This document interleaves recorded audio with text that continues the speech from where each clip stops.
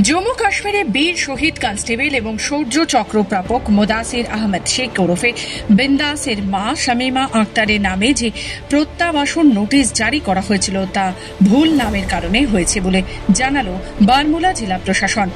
জেএন্ডকে পুলিশের পক্ষ থেকে জানানো হয়েছে এই খবর সম্পূর্ণ মিথ্যে, ভিত্তিহীন এবং ভুলভাবে ছড়ানো হয়েছে। বারামুলা জেলার উরি শহরে 1990 সালের আগে পাকিস্তান অধিকৃত কাশ্মীর থেকে আসা শামীম আক্তার এখানে এসেছিলেন এবং এখানকার প্রাক্তন পুলিশ অফিসার মোহাম্মদ মকসুদের সঙ্গে বিবাহ বন্ধনে আবদ্ধ হন। 2022 সালে জঙ্গিদের সঙ্গে এনকাউন্টারে শহীদ হন তাদের ছেলে মোদাসির। সেই বীরত্বের জন্য তাকে শৌর্য চক্রে সম্মানিত করা হয়। রাষ্ট্রপতি ভবনে ছেলে হারানো এই দম্পতি নিজের হাতে নিয়েছিলেন সেই সম্মান। কিন্তু হঠাৎ খবর ছড়ায় পাকিস্তান থেকে আগতদের বিরুদ্ধে যেভাবে প্রত্যাবাসন অভিযান চলছে তাতে মোদাসিরের মাও পড়েছেন সেই তালিকায়।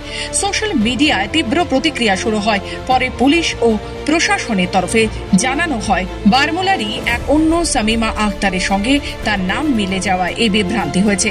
বারমুলার এসএসপি গুরবিন্দর পাল সিং জানান তিনি ভারতের পাসপোর্টধারী। সেটি সামনে আসতেই তার নাম তালিকা থেকে বাদ দেওয়া হয়েছে। আর কোনো পদক্ষেপের প্রয়োজন নেই। ব্যুরো রিপোর্ট, খবর বাংলা।